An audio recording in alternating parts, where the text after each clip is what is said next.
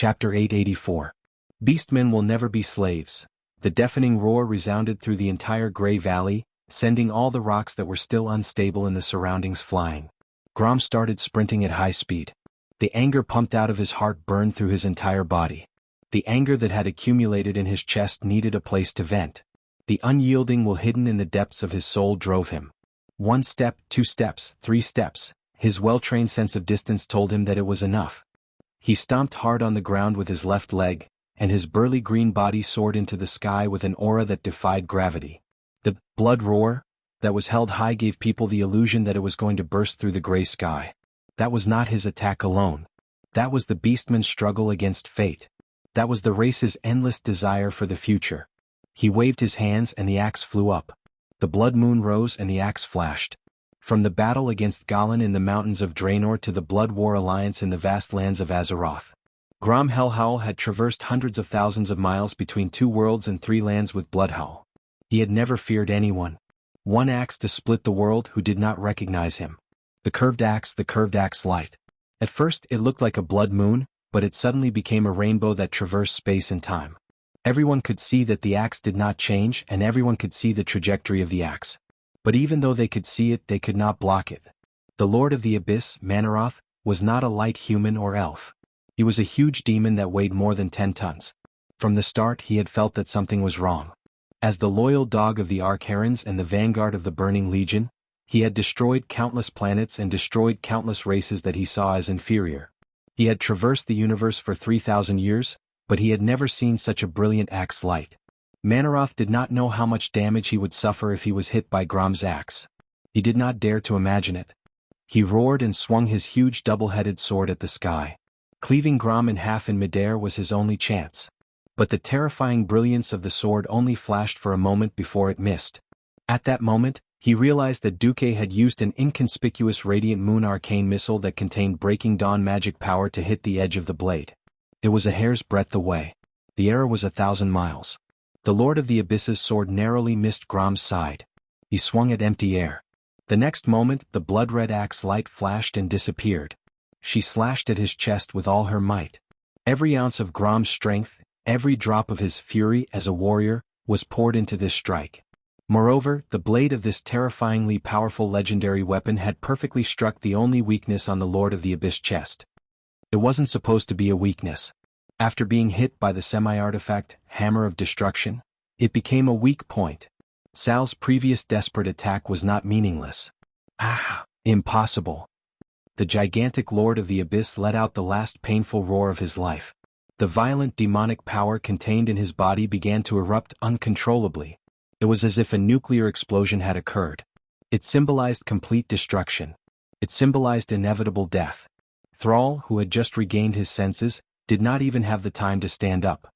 He could only watch helplessly as Grom Hellhowl, who was both a teacher and a friend, a subordinate, but more like a guardian god, roared and was engulfed by the destructive light of the Abyssal Lord's final self-destruction before his death. Grom, who had just attacked with all his strength, could not escape in time. No, Sal had just gotten up when he was thrown back by the explosion's shockwave. The back of his head hit the rock behind him again. The light was too intense. His eardrums were numb from the shockwave of the explosion. His ears were ringing. No, Sal struggled again. He used his hands and feet to half crawl and half leap to the place where Grom had been swallowed by the explosion. But all he saw were a few broken and deformed pieces of armor. Sal's heart instantly sank into a bottomless abyss. He suddenly felt very cold and lonely. That's right. He had great ambitions. He wanted to bring the suffering orcs out of the quagmire of pain and tragedy. But he was too young. Even if he did not want to admit it, he still yearned to learn more from the older heroes. He instinctively chased after the figures of Orgrim and Grom. He had never said it out loud, but he really admired them. Now, Orgrim had died tragically under Arthas, Frostmourne. Now it was Grom's turn? He had sworn that he would never cry again, because the orcs had shed enough tears. At this moment, Sal could not help but kneel down and howl at the sky. No, Grom. No, originally this should have been an incomparably sorrowful scene. Unfortunately, a coarse voice that was barely breathing interrupted this scene. Brat, I'm not dead yet. What are you screaming for? Sal almost doubted his ears. His thick neck was like a rusty axle making creaking sounds. He could not turn for a long time. He did not dare to believe his own senses. But there was indeed an orc panting heavily behind him. With the hope of climbing out of the abyss of despair, Sal finally turned his body step by step and saw the two figures that almost overlapped with each other more than 10 meters behind him. He could not believe it. It was actually Duque supporting Grom Hellscream, who was more than one size bigger than him. The Warsong chief was in an extremely sorry state. His left hand was unnaturally bent, and the green skin of his entire front half was slowly charred black. But he had survived after all. Grom, Duque? Sal was so excited that he was a little incoherent. He could not imagine that at the most critical moment, it was Duque who was originally his mortal enemy, who saved one of his two most admired idols, Hellscream. At this moment Duke shouted, "You're so heavy." He threw Grom to the ground like a piece of trash, a look of disdain on his face. "How long has it been since you last bathed?" Looking at the cursing Duque, Grom, who was lying on the ground, laughed. "For your sake, I'll learn to bathe like you humans every day if I have the chance." After laughing with great difficulty, Lord Howl's face suddenly darkened. He was indignant. I seem to owe you a life this time." Duque patted the dust off his body and looked at Manarotha's mountainous corpse. "You can return it to me on Mount Hyjal," he said calmly. This was not being polite. In the latest intelligence, Duque saw a name that should not have appeared in the historical battle of Mount Hyjal: Demon Lord Kazak. Chapter 885. Duque was not sure if Kazak's soul had completely entered the world of Azeroth. If he was like Archimonde with both his soul and body in this world, then there would be a chance to get rid of the two great demons once and for all. Of course, on the other hand, this also meant a lot of pressure. According to the original history, there were a total of 5 bosses in the Battle of Mount Hyjal, including Archimonde.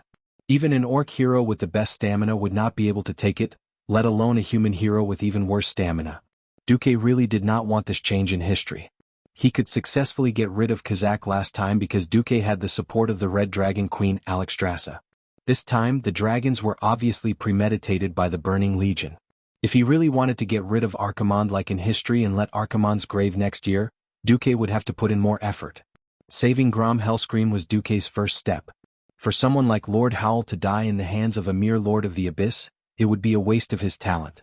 If he were to die, he should at least die in the hands of a great demon like the Burning Legion's leader. Yes, first get rid of Archimonde. It would be best if Lord Howl, Thrall, or something perished together with Archimonde, ending the alliance and horde disputes for who knows how many years.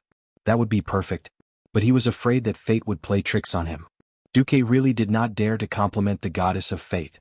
If she was unhappy and slammed the table saying, "Your alliance already has Lothar the old bastard and the horde needs an old scum," or something, then Duque would be embarrassed. Alright. First get rid of Archimonde, then leave the rest to fate. Back to 2 weeks ago on Mount Hyjal. More than 9,000 years ago, Illidan built a second well of eternity here for his own selfish desires. Later, the dragons that survived the cataclysm came to the home of the Night Elves. The red dragon Alexstrasza, the green dragon Isra, and the bronze dragon Nozdormu looked down at the peaceful home of the druids and the fruits grown by the Night Elves. The powerful druid Malfurion welcomed the dragons and told them about the new well of eternity. The dragons were shocked when they heard the terrible news. They thought that as long as the well of eternity existed, the Burning Legion would not give up the idea of conquering this world. Malfurion made a pact with the 3 dragons to ensure the safety of the well of eternity and to ensure that the minions of the Burning Legion would never find a way back to this world. The giver of life, the Red Dragon Queen Alexstrasza, cast a magical acorn into the center of the well of eternity. As soon as the acorn came into contact with the magical lake water, it began to sprout and grow into a giant oak tree. The roots of the tree reached deep into the bottom of the lake, and the huge canopy almost covered the entire sky. This huge oak tree was the eternal symbol of the Night Elves' harmonious relationship with nature. The life energy it emitted could slowly spread and heal the wounds of the entire world. The Night Elves named their world tree Nordrassil, which meant crown of the sky, in the language of the Night Elves. After the 3 dragon aspects bestowed the holy blessing of the dragon race here, this place had always been regarded as the most sacred place by the Night Elves. For more than 9,000 years, this place had been guarded in the strictest manner, and the teachings of druids and other nature teachings had been spread here. 9,000 years of peace had passed just like that. On this day, this sacred place that had never been set foot on by creatures of other races for more than 9,000 years welcomed a strange team. As many as 24 elite guards escorted, or rather, escorted these few unshackled guests to the front of the temple of the moon goddess Elun. When the envoy, consisting of 2 humans and 2 high elves, arrived at the entrance of the temple, the 2 female temple guards sized them up. They were, of course, Ronan, Bridget, Lilith, and Riadaline, who were here to send a warning to the night elves. They were also sizing up these night elven guards that had only existed in legends for thousands of years. They weren't wearing long robes, but were instead wearing shiny silver breastplates and pleated skirts. There was a pattern of a crescent moon in the middle of the breastplates. The moon goddess temple was filled with female priestesses. According to the introduction of the elven guard captain along the way, most of them could ride and shoot, and were proficient in tactics.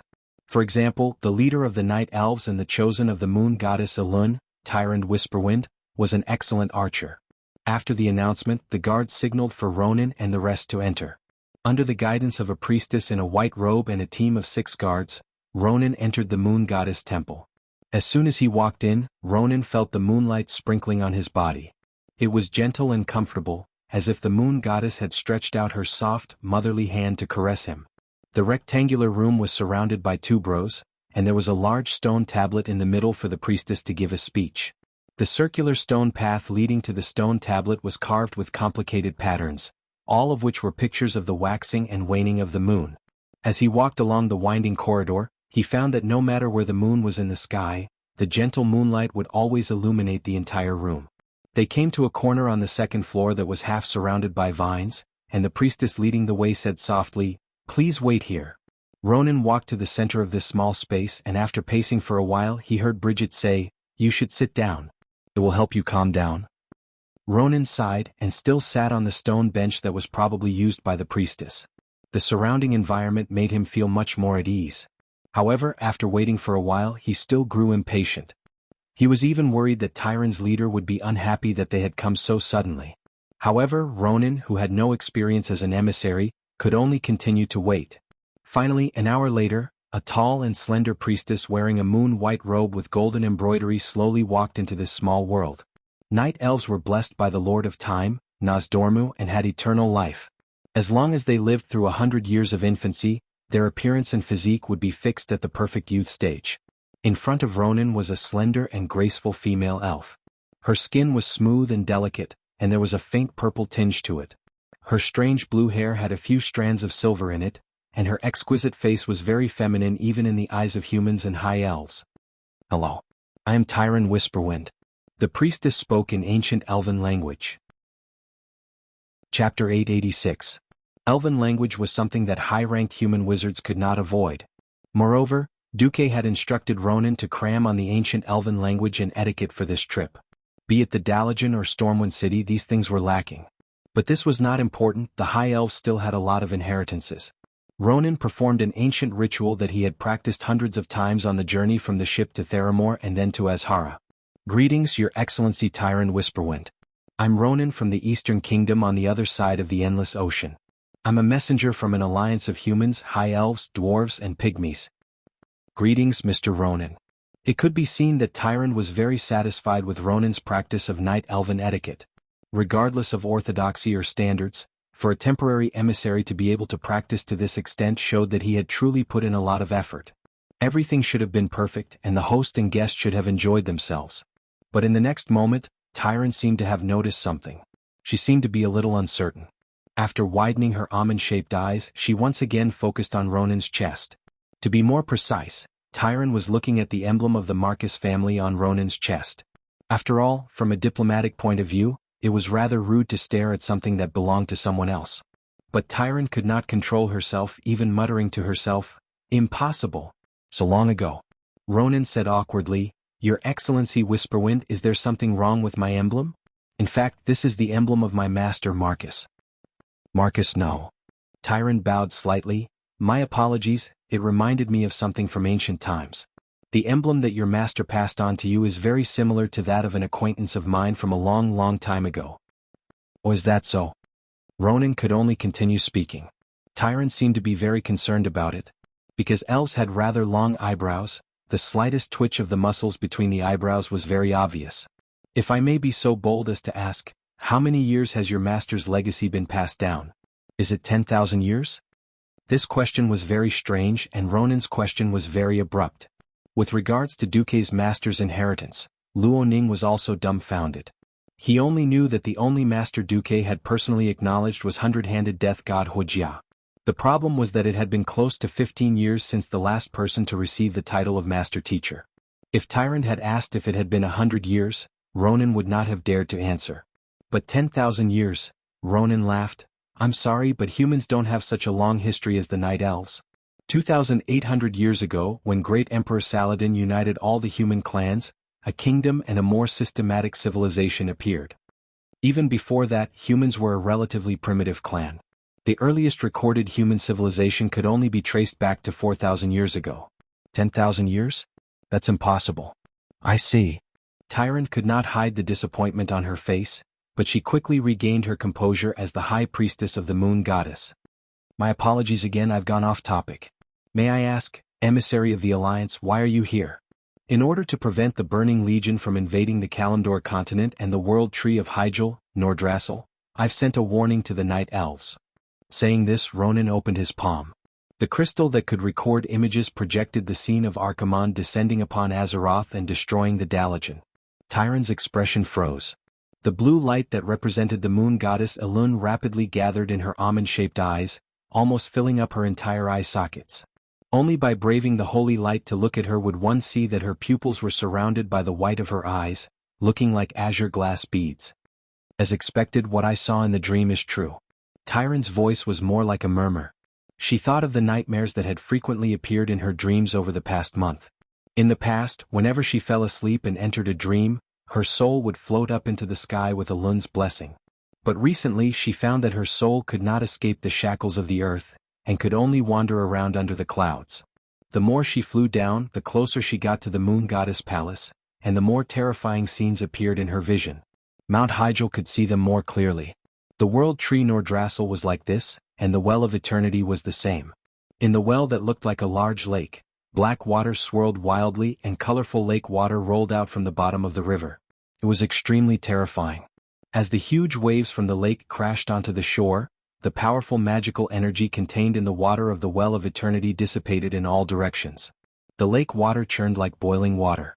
Countless night elf priests and druids prostrated themselves beside the well, praying. But the more they prayed for the well of eternity's forgiveness, the worse it became. In the sky, torrential rain poured down and thunder and lightning roared. The beautiful houses near the well of eternity were about to be washed away by the lake water. Why was this happening? What happened to the well of eternity? In her hazy dream, Tyrant felt strange and frightened more than once. She turned to look outside Mount Hyjal. The sky was already as dark as the night of Mount Hyjal. No, it was even darker. The thick, black hue only made Tyrant feel that something bad was about to happen. This was really abnormal and there was definitely danger. What were the sentries in the clan doing? Her soul flew over the mountain path of Mount Hyjal, and she saw that the guards on the path were silent, unable to see her at all. Or was this just a simple dream of hers? She floated to the periphery of the buildings on the mountain top, and was about to go out and see what was going on. She had thought that she could easily pass through the magical barrier around the mountain top, but she encountered an obstacle. Someone had already cast a very complicated and powerful magical incantation around Mount Hyjal, blocking the extension of her senses and preventing her from exploring everything in the outside world. This made her feel like a baby bird waiting to be born in an egg, but she had no idea whether there was a ferocious predatory beast outside that wanted to smash and destroy her, or break the eggshell and drag her out to be devoured. This unknown terror made her very uneasy. But she could not pass through this mysterious and evil magic. Every time she tried, she would feel an unexpected pain. She could not cry out. This pain was not something that could be solved with a few screams. Every time the dream reached this point, all the images would disappear just like that. When she woke up, she found herself once again in the pure and flawless world of the Moon Maiden Temple. She was the high priestess of the Moon Goddess, as well as the leader of the entire Night Elf race, even if she had an ominous premonition in her dreams. Even though there was an ominous foreboding in the dream, she could not make any big moves with just this alone, until she saw Archimonde's image. Chapter 887. Ah! Tyrant let out a soft cry. The dream that had been broken countless times finally connected after seeing Archimonde's image. Tyrant's body shook violently as her mind went into a trance. Death. Violence. Flames. Destruction. Destruction.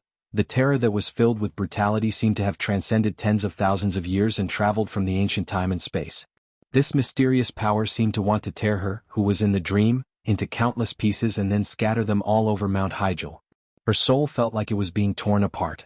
In this terrifying chaos, she seemed to hear a familiar voice.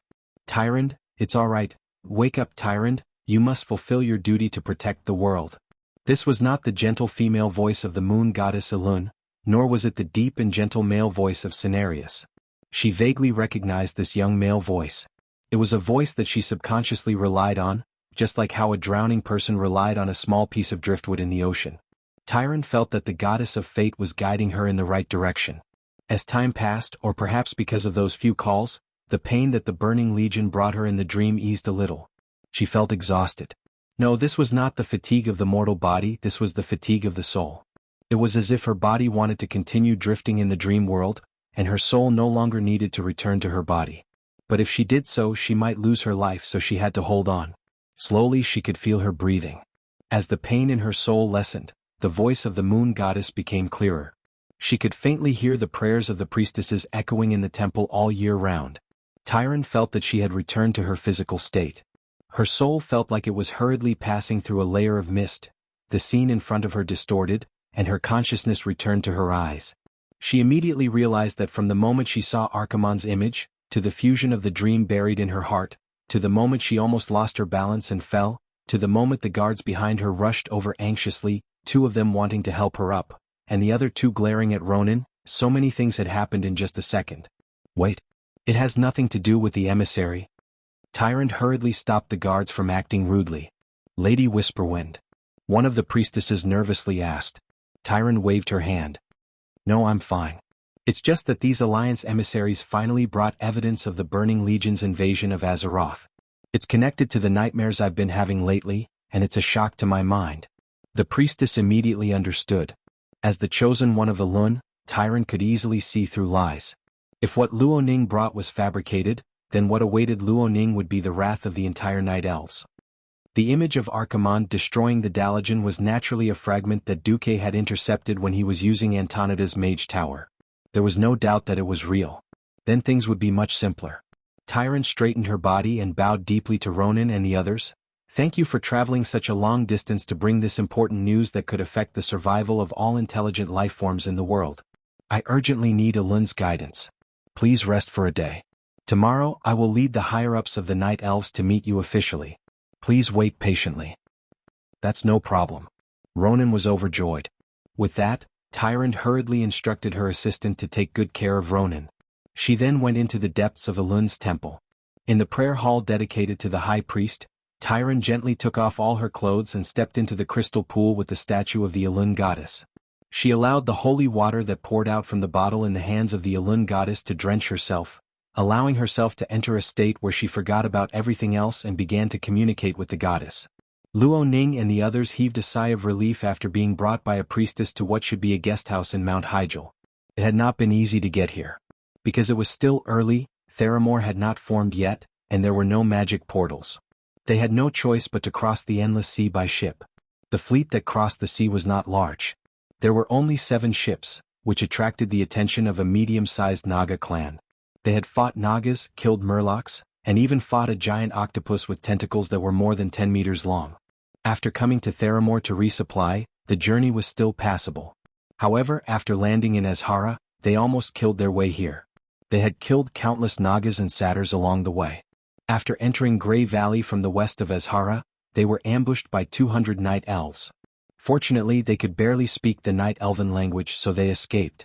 One had to know that Luoning's group didn't anticipate the power of the first arrow at all. Although it was a warning arrow, they did not react in fear until Luoning's magic shield was destroyed. Fortunately, it was a false alarm. In the guesthouse that was filled with purple and green colors, Luoning stared at the green outside the window from the balcony on the 2nd floor. He could not help but say, "How peaceful. I hope this peace can last forever. Unfortunately, we are here to report bad news."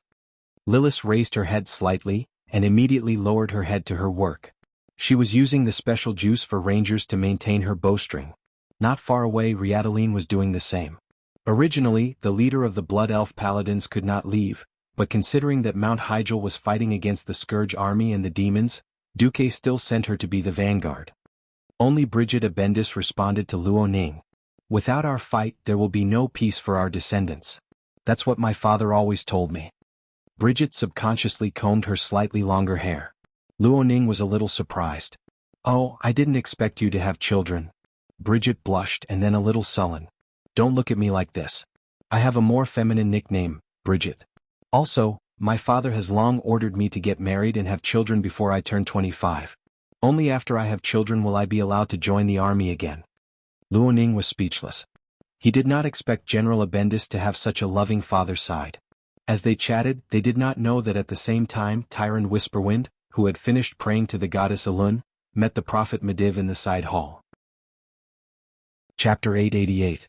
The Mediv, who had lost almost all of his power and could only be a prophet, had once thought about how to convince a leader who had guarded his own world for nearly 10,000 years. It wasn't an easy task. Unlike Quell, the loss in the past, the High Elves could still barely interact with human society. The Night Elves were completely isolated, and the ecological cycle of the entire society was a complete closed loop. They didn't need to communicate with the outside world. They didn't need to buy anything from the outside world. What they needed was the most natural ecological cycle in the forest. They rejected any new civilization. Even if a tree was chopped down to build a house, it had to be planted immediately. So, when Mediv saw Tyrant humbly asking about Archimonde's direction and military strength, Mediv heaved a sigh of relief. This is the cycle of 10,000 years. The Burning Legion's target is the Well of Eternity. That's for sure. With the dragon aspect busy, the Night Elves alone can't defend the Well of Eternity. We need to ally with the Horde in alliance. Alright, next up was the story of an agility-based hero and an intelligence-type hero having a war of words. Round 1. No, I feel that the Night Elves have been preparing for this battle since 9,000 years ago. We can definitely deal with the Burning Legion, Tyrant said. Since you're confident, why don't you add 2 more layers of insurance? Tyrant used proposition, and Mediv used an even more incisive, great proposition. Tyrant lost. Round 2. It's not a good idea to increase our military strength. It might cause chaos. The Night Elves, Beastmen and humans fight differently. It doesn't matter. Everywhere else is protected by the spell formation in the mountain range. There's only one way to Mount Shanger, and it can be guarded by Beastmen or humans. We can whittle down the Burning Legion's military strength. Tyrant used great proposition, and Mediv used counter-argument. Tyrant lost again. Round 3. Tyrant was a little weak. I don't think the humans and Beastmen can stop Archimonde.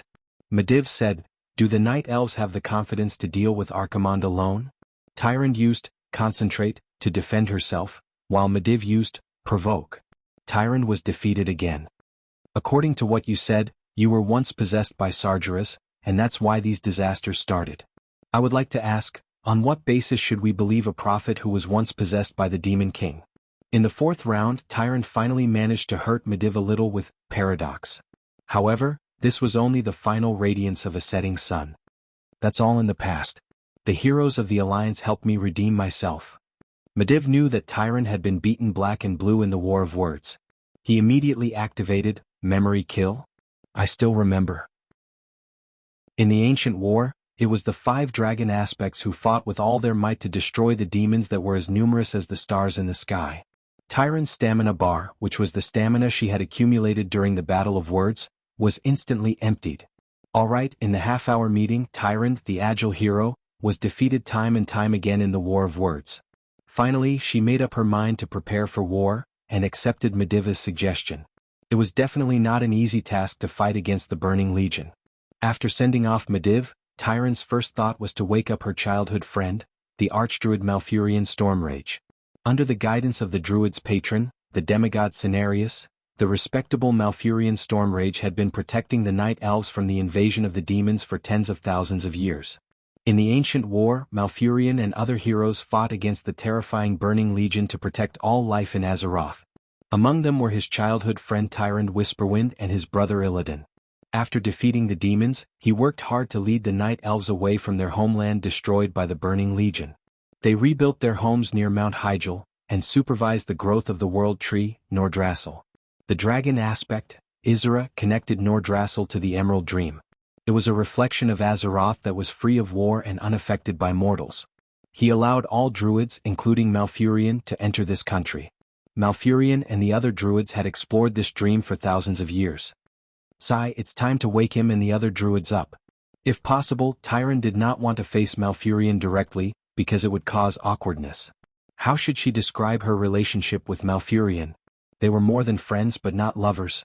If it weren't for what happened 10,000 years ago, perhaps she would have chosen Malfurion as her partner between Illidan and Malfurion, who were both her childhood friends. But, sigh. Tyron looked at her exquisite reflection in the pool and suddenly sighed. Now is not the time to be thinking about this. Although it was troublesome to lead a race that worshipped nature and peace, it was not too difficult. She could handle it all by herself. When it came to dealing with the Burning Legion that the Pentashade Guardian Dragons had used all of their power to defeat, even if Archimonde did not have his full power, this was not something that Tyron could handle alone. Melland. Tyron's voice traveled through space and reached the outside of the reception hall. Soon, a high-ranked priestess with a purple ponytail appeared at the door. Is it you who summoned me? High Priestess. Summon the sentries. I'm going to wake Malfurion tonight. As one of Tyron's confidants, Melland immediately understood the importance of the situation. This high-ranked priestess with two special purple lines drawn from the corners of her eyes and cheeks immediately bowed and retreated. The next moment, a short melody sounded in the church. Only the guards of the Moon Church understood the meaning behind it. The night deepened. When the new moon rose, Melland had already gathered a group of 500 church guards and was waiting for Tyron at the entrance of the church. Tyron was very satisfied. When she appeared at the entrance, she was also dressed in military attire, looking even more valiant and heroic. The exquisite moon-white armor was full of curved silver carvings. This was not just for the sake of beauty. If one looked closely, they would find that each carving was actually constructed from the image of a crescent moon. These crescent moons of various sizes contained the mysterious power of the goddess of the moon, Elun. As Tyron stepped onto the steps leading to the hall, she could clearly feel the faint moonlight being absorbed by the mysterious runes on her armor. This was the power of the goddess of the moon. Let's go. Chapter 889.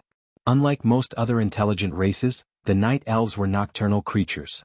Although the High Elves who shared the same bloodline as them also had the mystical talent of night vision, the Night Elves also had the shadow evasion that the High Elves did not have. At night, as long as they remained still, the power of the moon god would make them disappear from the sight of mortals. Of course, this was only a form of visual deception. This did not prevent the Night Elves from showing the world how much the moon god doted on them. Of the 500 temple guards, 350 were Night Elf archers, while 150 were the Night Elf's specialty, huntresses. These huntresses rode on Night Saber that was pure black and could also hide in the shadows and darkness. They held a special weapon that was as large as a plate and had 3 sharp edges. This mystical special weapon had the effect of rebounding enemies nearby when it hit them. Tyrant herself rode on a huge saber-toothed tiger with black stripes on it. With a whistle, this squadron of elite guards of the Moon God Hall left the summit of Mount Hyjal at high speed. Soon they left the main road. At this time, the Night Elves' racial talent was on full display. In the complex terrain of the mountain, be it the elven archers on foot or the huntresses riding on Night Saber, they all moved as if they were flying. The rugged terrain could not stop them at all. Mount Hyjal was huge. Due to the terrain, they had to first enter Fellwood Forest to the west, then head south to Grey Valley to reach the east of Malfurion's Grey Valley. Even with their outstanding ability to pass through the mountains, they could not ignore the demons that appeared in the forest along the way. They cleared out the demons as they advanced, and it took them a full 13 days. Then they received a grievous news. The demigod Cenarius had been killed by the Fell Orcs' leader, Grom Hellscream.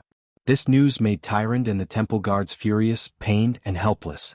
They had just heard Medivh say that the Night Elves should have allied with the Human Alliance and the Orc tribes, and now their demigod had been killed. This was a resounding slap to the face.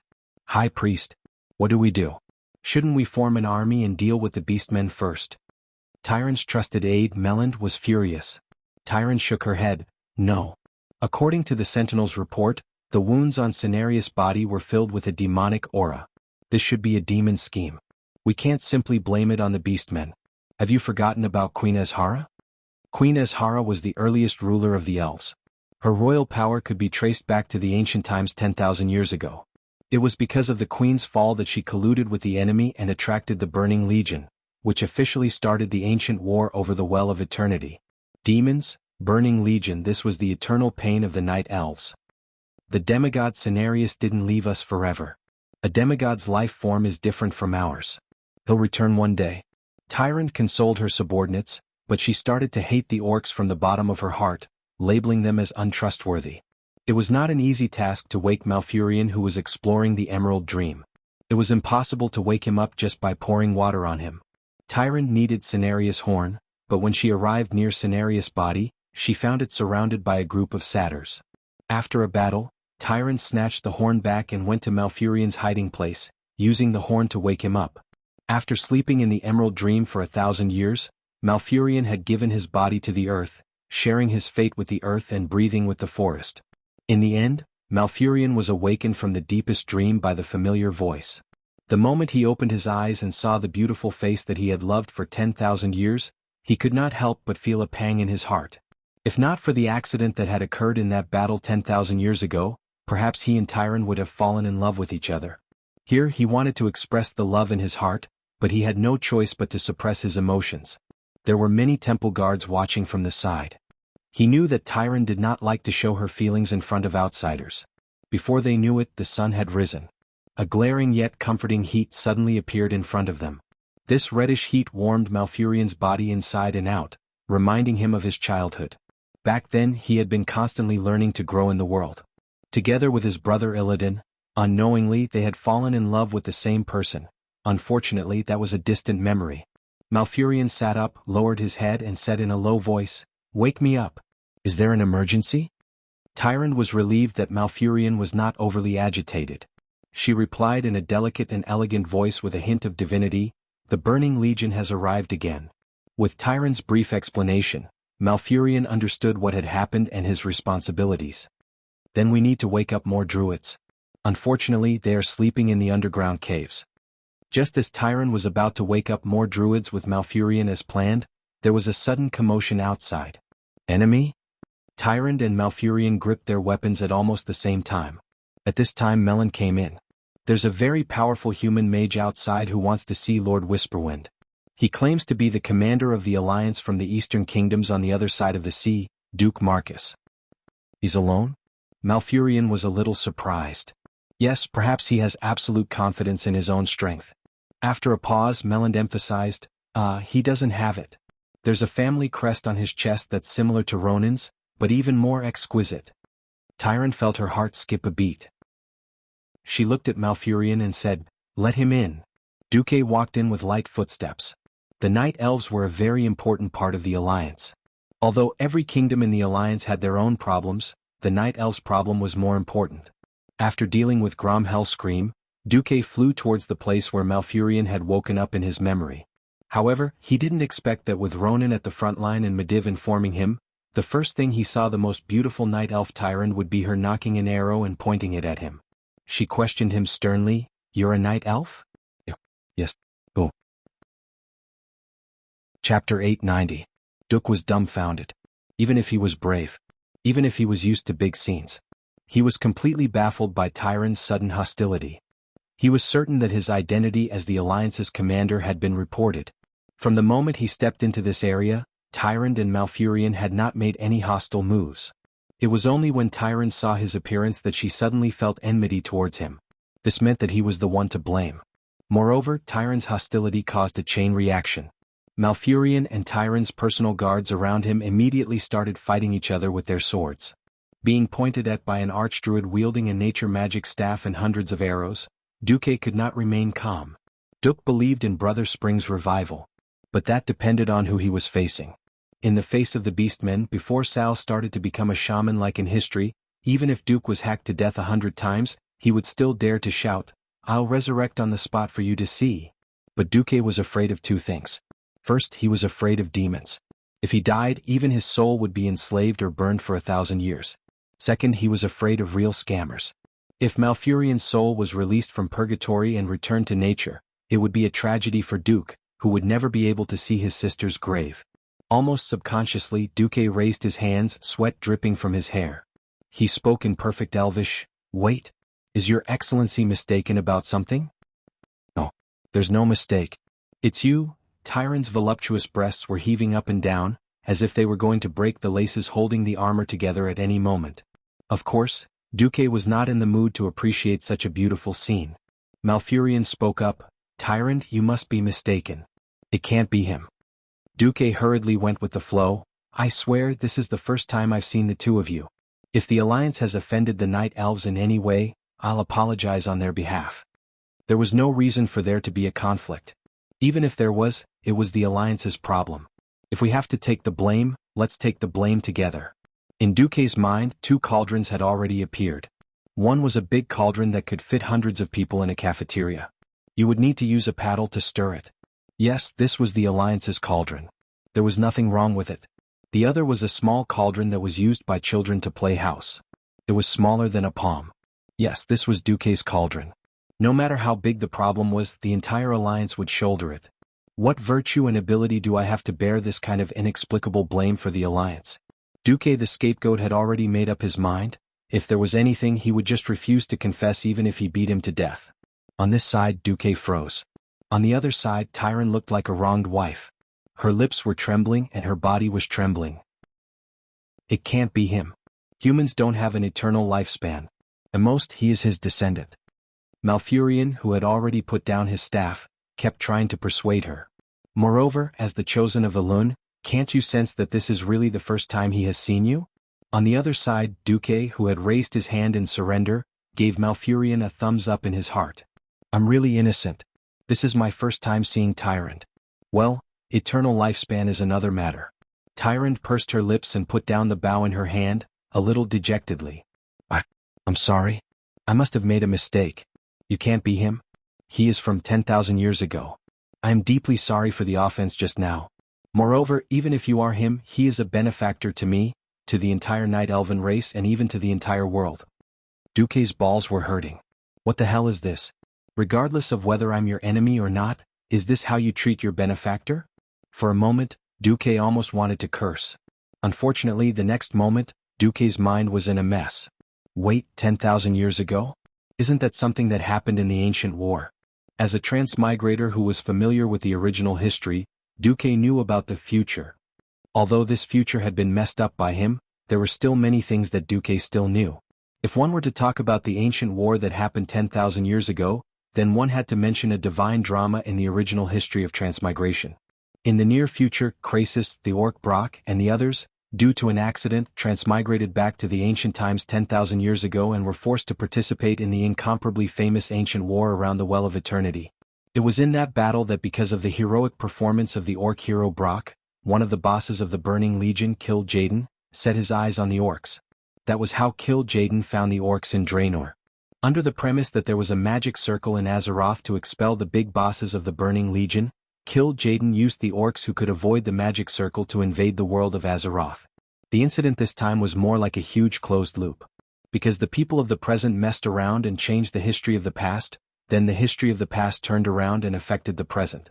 If that was the case, the current situation could be explained clearly. The biggest possibility was that the future Duque had somehow participated in this divine drama of transmigration and went back to 10,000 years ago.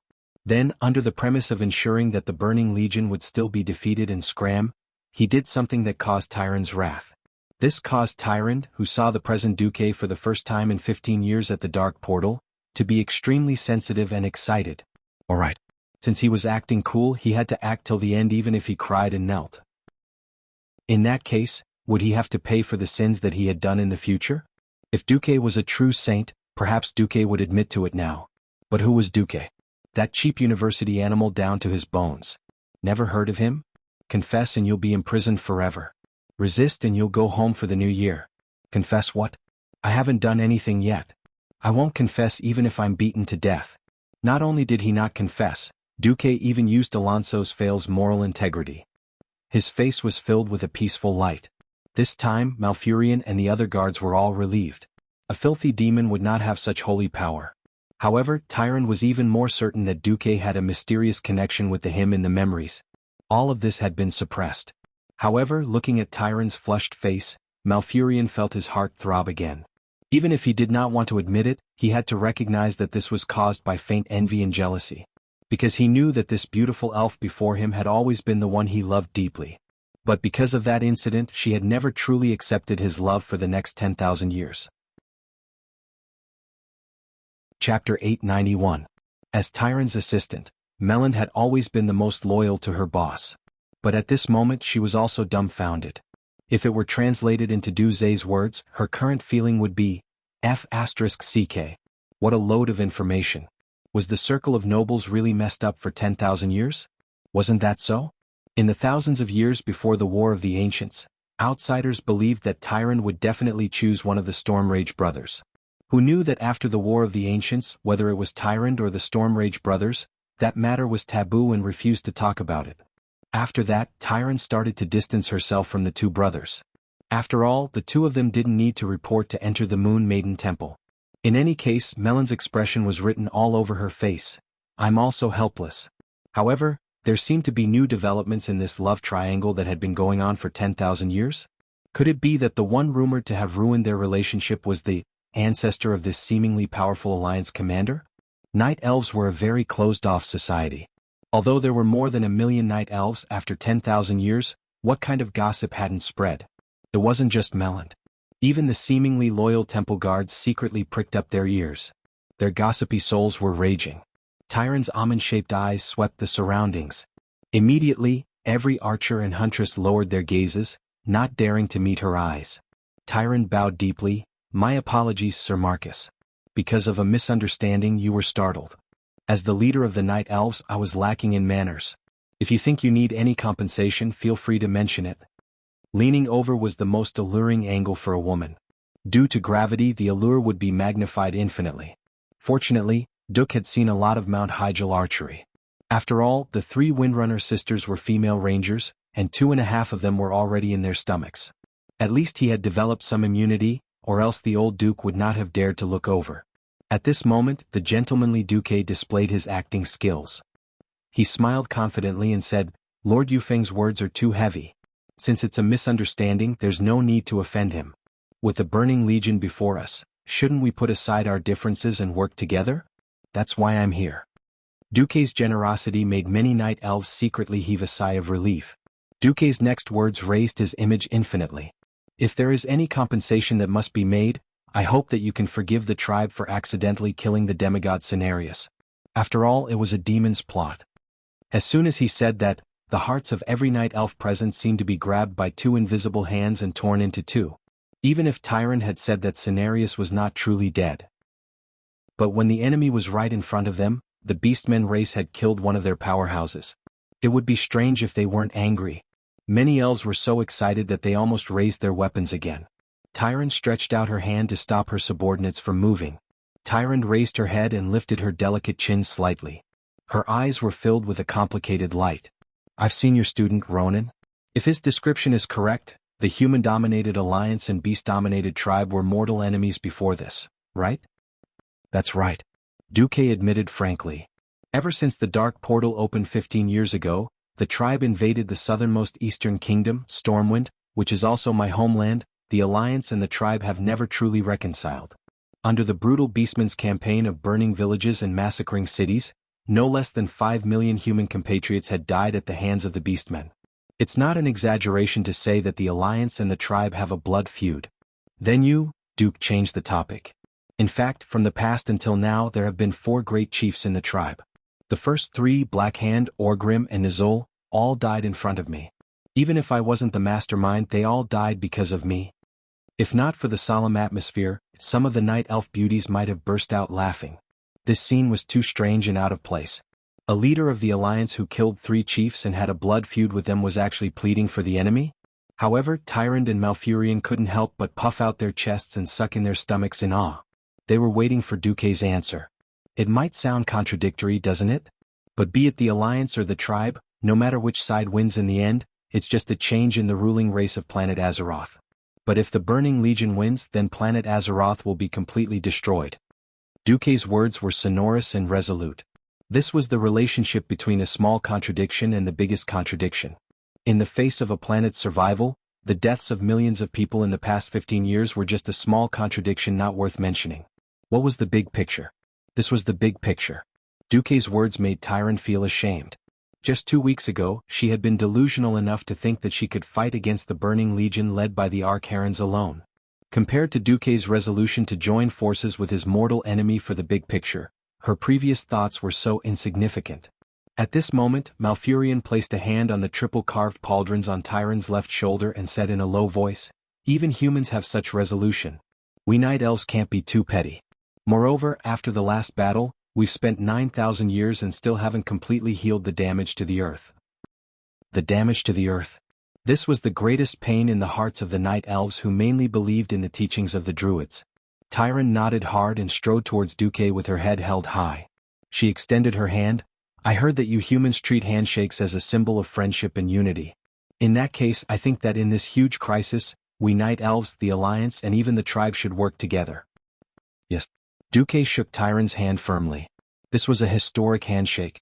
In the eyes of future historians, this was also a handshake that signaled the Night Elves joining the Alliance. With the foundation set, everything else was easy to discuss. "Yes, I haven't asked. Marcus, why are you here this time? Don't be so formal. Call me Duque, I'll get used to it." My surname is actually Du, not Ma." Then Duque roughly explained the situation of the Burning Legion that he knew and finally pointed out his goal.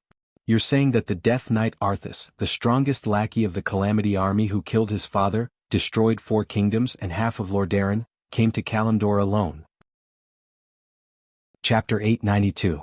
One who was unaccountably solicitous was hiding evil intentions. Now that he had matured, Duque understood better what was needed for diplomacy between countries and factions.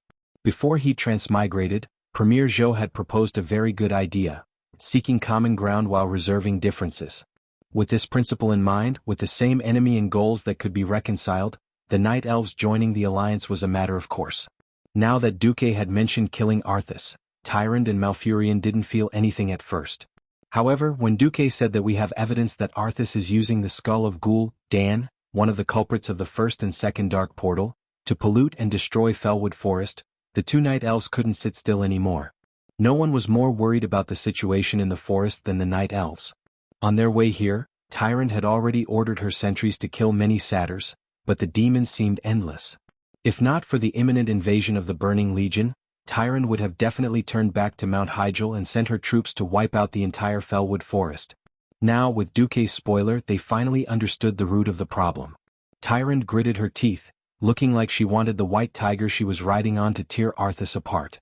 Malfurion was even more unbelievable. The surging power of nature from his body made his long hair and beard float in midair. If his hair and beard were golden, he would be even more golden-haired than the Lion King. After days of killing demons, the guards of the Temple of Light weren't unharmed. Thinking of their sisters who had been sacrificed, Melanie and the other elves were furious. "Do you know where Arthas is?" Tyron asked. Duque shook his head. "As the main leader of the Calamity Army, we noticed Arthas as soon as he disappeared from the front lines of the Eastern Kingdom. Unfortunately, I was already in the Kalimdor continent at the time and couldn't track him further. We could only rely on the Radiant Moon Archmages from the Alliance who were nearby to sense that Arthas had come to Fellwood through spatial fluctuations." Duque was just bullshitting. He was relying on his knowledge of the plot and guessing. What if Arthas didn't appear? In any case, every region covered tens of thousands of square kilometers. It wasn't his fault that he couldn't find such a large place. What if he found it? That would be fun. If there was another Lich King who could defeat Arthas, they wouldn't have to attack the Ice Crown Fortress anymore. How convenient. Then we also... Tyron was about to say that the Night Elves also had helpers, but she suddenly realized that she still had important matters to attend to. She could only change her words. "I left Mount Hyjal this time to awaken the Druids who were sleeping in Grey Valley and other places. In the upcoming Holy War on Mount Hyjal, they are indispensable combat power." "So we..." Duque smiled in understanding. "It's okay. Our goals are not in conflict. We're only going to send a few powerhouses into Fellwood Forest to try our luck." With that, Duque handed over a list of names. If it wasn't for the signs of the Burning Legion's arrival, the isolated Night Elves wouldn't have liked outsiders to enter. Since they had a common enemy in the Burning Legion, it wouldn't be a big deal to let a few humans and elves enter Fellwood Forest, excluding the prominent backgrounds of the people on the list. Tyrant heaved a sigh of relief. Then it shouldn't be a problem. With just a few of you, aren't you worried that you won't be able to deal with that cruel villain Arthas? Duke's eyes flashed. You should be worried that he won't meet us. The confidence in his words made Tyrant and the other elves' hearts skip a beat, but then they were overjoyed. No matter what, a strong ally was always more reliable than a useless teammate. In fact, Duke was also secretly laughing in his heart. If the flow of fate hadn't collapsed, then the famous egg, Illidan Stormrage, would be making his appearance. In Azeroth, there were many famous heroes who had fallen into depravity that made the players sigh. Perhaps they all came from a good background, or they could have been heroes or saviors, but due to fate they fell into the dark side. The former paladin Prince Arthas was the same. The original Prince Kael, that was the same. Illidan, who was about to appear next, gave Duke a similar feeling. But unlike the previous idiots, Illidan wasn't an absolutely positive character from the start. Illidan was Malfurion Stormrage's twin brother. Like his older brother, the two brothers grew up together with priestess Tyrande Whisperwind thousands of years before the War of the Ancients. Unlike his older brother, Malfurion, Illidan had no patience for learning the teachings of the Druids even though both brothers had studied under the demigod Cenarius. Cenarius felt that Illidan's current condition wasn't suitable for him to directly learn the mysteries of nature, so he didn't teach him directly. Instead, he suggested that Illidan learn from Malfurion. This decision made Illidan feel defeated and humiliated. For the first time he felt pressure from his older brother. In the end, Illidan decided to focus on arcane magic, which was the mainstream of the Night Elves at the time, and achieved very good results. He had amber eyes, which were rare among the Night Elves before they split. This was usually considered a good omen for his future, even though Illidan didn't show any extraordinary abilities at the time. But what he didn't know was that this was a prophecy from millions of years ago, an unimaginable ancient era. Illidan became addicted to arcane magic and gradually learned more advanced spells. But to his disappointment, the Night Elves' mage army, the Moon Guards, didn't accept him because he had learned high-level magic. However, Illidan still decided to become the kind of hero that his people hoped for in order to win the heart of the beautiful Tyrande that the two brothers fell in love with. His chance had come. It was the War of the Ancients that could destroy all of Azeroth 10,000 years ago. The Burning Legion corrupted the powerful Sarvis and seduced the High Elf Queen Azhara. The Queen opened a huge portal to welcome the arrival of the demon army, and the situation in Azeroth was desperate. At this time, Illidan played a beautiful trick and pretended to obey the demon king Sargeras. Then, together with his brother, he analyzed the High Elves' magic and reversed it. All the demons in Azeroth were thrown back into the twisting nether by the suction produced by the portal, and its collapse caused the Well of Eternity to explode. He could have become a hero, but he stubbornly built a second Well of Eternity, attacked a group of Night Elves, and killed a Night Elf noble who had made outstanding contributions. He was sentenced to life imprisonment. Chapter 893. If it was a human, even if you were young, anyone would die after a few decades of life imprisonment. But Illidan was a Night Elf, and he was sentenced to life imprisonment after receiving the blessing of eternal life. For the next 10,000 years, Illidan Stormrage lived alone in a very deep underground prison and was personally guarded by the Watcher May of Shadowsong. Anyone who sat in prison for a long time would be full of resentment, not to mention that it was 10,000 years. It was a miracle that he did not become a lunatic. Anyway, Duke did not understand why the original Tyrande would think that a few thousand years of living together could make up for the resentment of 10,000 years of imprisonment, and was actually stupid enough to let Illidan out. Since Duque could not change the fact that Illidan had been imprisoned for 10,000 years and his mentality was extremely twisted, then Duque did not plan to stop this from happening. After all, Illidan's so-called fall had little to do with the Alliance. Moreover, most of Illidan's actions were chasing after the Scourge army and then the Burning Legion. He seemed to have even dug up the ancestral graves of the Draenei, but what did this have to do with the current alliance? Moreover, since ancient times, the ones who killed the most people in history were traitors. Illidan was very active in killing the Burning Legion. He was even more aggressive than the Vanguard. Didn't they see that in the end, due to the trend of the times, even the Alliance accepted warlocks who used demonic powers, Death Knights and Demon Hunters? If Duke killed Illidan before he could master his demonic powers and become a demon hunter, Tyrande and Malfurion would not be able to do anything about it. The loss of a demon hunter in the future would be enough to make Duke's head hurt. Moreover, if Illidan did not become dark, how would Duque have the chance to go to the Black Temple to farm Twin Blades of Azeroth? Thinking back to when the pure and innocent Duque was the leader, he had a lucky hand. This, Twin Blades of Azeroth, commonly known as the Egg Knife, was so common that all thieves and warriors in the team had one. In the end, no one wanted it, and even a mage like him had one.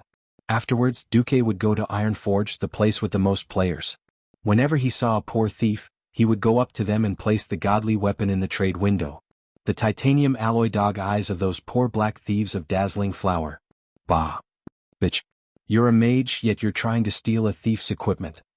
He could still remember the scolding in the local channel, and then after Duque typed, the whole world went dead silent. That's how popular my team is. Even mages could pick up an egg blade to play with. If you want an egg cleaver and are skilled enough, PM me. In the next instant, Duque's private chat was flooded with messages. Under the temptation of the divine artifact, even the main thieves of the Deadwater Guild, the archenemy of the Duque Guild, came to lick their boots. That was awesome. Cough cough. You've gone off topic. In any case, Duque had basically achieved his goal of coming here this time, which was to make himself known. Then Tyrant asked, I wonder how many troops the Alliance can send to resist the Burning Legion? Duque raised his hands and put up 10 fingers. I heard that the mountain path up Mount Hyjal is narrow, so I only plan to send 50,000 mechanized mountain divisions to help defend the mountain. Also, 80,000 troops will cut off the Archeron's retreat after they enter Mount Hyjal to prevent more demons from the Burning Legion from coming up the mountain. Tyron nodded. She was very satisfied with this number. Although she didn't understand what mechanized mountain divisions were, 130,000 troops was exactly what the Night Elves wanted. An immortal race was most likely not a race with strong fertility. The Night Elves did have millions of people, but they were spread across many regions. From the Feathermoon Fortress on Sodder Island in the southwest of the continent, to the vast Grey Valley, Fellwood Forest, Mount Hyjal, and Teldrassil Island across the sea. Even though the Night Elves were said to be all soldiers, the number of elites that could actually gather on Mount Hyjal was only about 300,000. After all, it was the famous Burning Legion. It would be great if the Alliance and the Horde could share the losses. Then Duque, Ilun told me that the Burning Legion's vanguard will land in Azhara in about a week. I hope to see the Alliance's army then. Duque bowed. In fact, our troops have already started to land in Azhara. We will be the first and second line of defense to stop the Burning Legion. Duque's words surprised Tyrant, but she was immediately delighted. She had been a little worried that she wouldn't be able to wake up all the sleeping druids before the Burning Legion arrived. Now that the Alliance was so loyal to them, this was definitely a huge advantage for the Night Elves. Tyrant bowed deeply this time. Then I will thank the Alliance on behalf of the people of this world. After meeting Tyrant, Duque directly teleported to the beach in the Azhara region. There was naturally someone there to set up a teleportation circle for Duque. Coming out of the teleportation circle, Duque couldn't help but let out a long sigh of relief. Fortunately, the world barrier of this world was still very strong against demons. Most demons that were Lord level or above could not teleport from one corner of Azeroth to another. Otherwise, the Alliance and the Horde would be done for. Just wait for death. Looking west from the broken beach of Azhara, Storm Bay was an extremely busy scene. From afar, if you said that it was the famous Normandy landing in World War II on Earth, Duque would even believe it. The effect of Duque's early arrival in Azeroth and the explosion of black technology was fully displayed at this moment. There were countless giant steel warships. From afar, countless chimneys were emitting black smoke. Up close, it was easy to see that almost every warship was a giant steel beast made from thick iron sheets and large rivets the size of a fist. From the huge black holes at the back of the ships, strange rectangular boats were pulled out and quickly rushed onto the beach. One after another, heavy steam tanks followed the road that the mages had reinforced with sand to stone, and drove onto the beach, entering the main road from Azhara to Grey Valley. In the ruins of Edraz near the main road, small teams of Alliance professionals could be seen everywhere. With the help of the beginner Dalajan mages, they cleared out the vengeful spirits in the ruins, the surrounding Naga and all kinds of messy low-level demons, paving the way for the army to advance. Suddenly a voice came. Yo, Duque, I thought you were obsessed with the Night Elf High Priest and refused to come back. Duque bared his teeth. There weren't many people who could mock him so unscrupulously. It was a pity that Sylvanas was one of the few who could do so. Chapter 894. Queen Sylvanas today was beautiful. Now that she was a queen, she could no longer wear the outfit of her former ranger general. Of course, the general equipment was not changed, but the originally low-key green jungle equipment was all replaced with the gorgeous gold jewelry of the High Elves' aristocratic style. At first glance, Duque thought he was looking at the supermodels in Victoria's Secret before he transmigrated. Looking at the two long legs as well as the exposed hemispheres and slender waist, please forgive the shameless Duke for swallowing his saliva. Of course, if one thought that the shiny silver crescent longbow in Queen Sylvanas' hand was some kind of decoration or a sex toy, it would be a big mistake. Taking a demon's head from 1,000 meters away was as easy as taking something out of one's pocket. Using a scimitar at close range to kill enemies was like chopping melons and vegetables. Sometimes one's aura rose along with one's status and identity. She had not been a queen for long, but her heroic and noble aura made people feel a sense of majesty from a few meters away. If Duque was not a Grand Duke and the commander of the Alliance, he would not be able to suppress this fierce girl. Since they had kissed and hugged each other, Duke naturally wouldn't mind going up and getting intimate with the woman in his pot. If there wasn't another person around, Duque was a little annoyed, because Jaina was there too. Although she was still wearing the same battle mage equipment, the changes were still obvious. First was the shiny silver crown. Duque was not surprised that the crown of Quell Tiras would eventually fall on Jaina's head. After all, she was the legitimate heir of Dellen's line. The key was that Jaina wore lipstick and light makeup today. In the past, in order to weaken her image as a princess and strengthen her identity as a mage, Jaina would wear a mage's attire all day and never wear any makeup. Of course, she was naturally beautiful and did not need makeup. But with makeup, her lethality was more than doubled.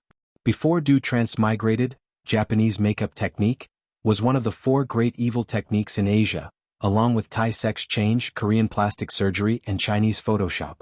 Jaina didn't hesitate to use one of the 4 great evil arts today. Duke would rather not know why. Jaina was the first to step forward and perform a ladle-like bow from a suitable distance.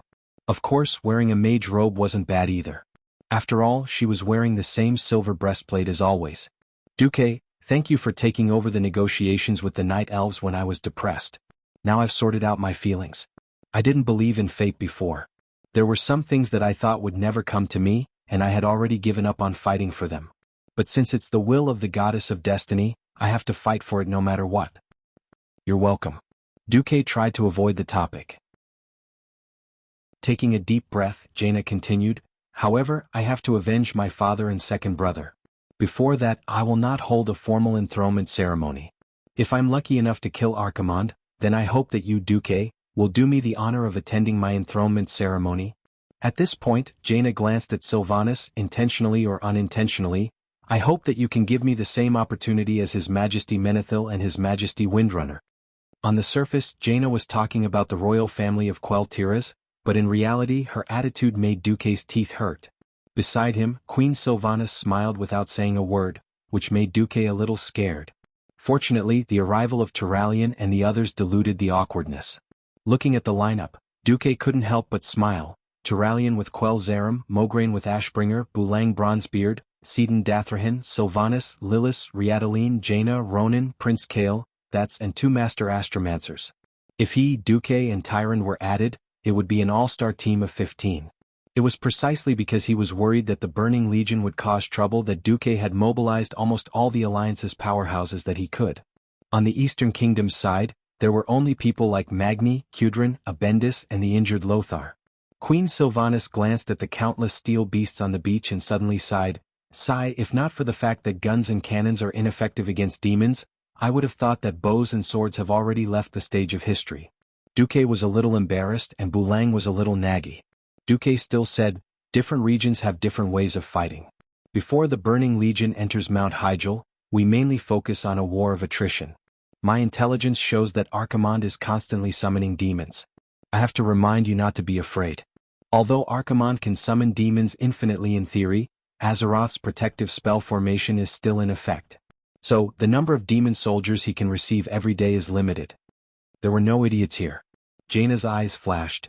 In other words, as long as we eliminate the demons faster, we can suppress the Burning Legion? Yes. As long as Archimonde starts to enter Mount Hyjal, he will be affected by the spell formation set up by the Night Elves and Dragons, and it will be almost impossible to summon new demons to Azeroth. In order to deal with him, we must first completely separate him from his subordinates. Duque made a cutting motion with his hand. Understood. The purpose of the Alliance army is to exhaust those low-level and mid-level demons. Bulang Bronzebeard understood immediately. Yes, the line of defense of Azeroth will be left to you dwarves, as well as a mixed team of Dalajan and Blood Elf mages. Duque raised his head. This line of defense will be handled by Bulang, Ronan and Kale, that's. Bulang and the other two nodded in unison. Duque then pointed to the east of Grey Valley.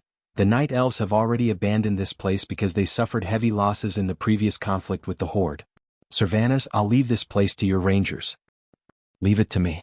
Queen Sylvanas proudly straightened her back. Duque emphasized, listen, at this stage the demons can't be completely killed.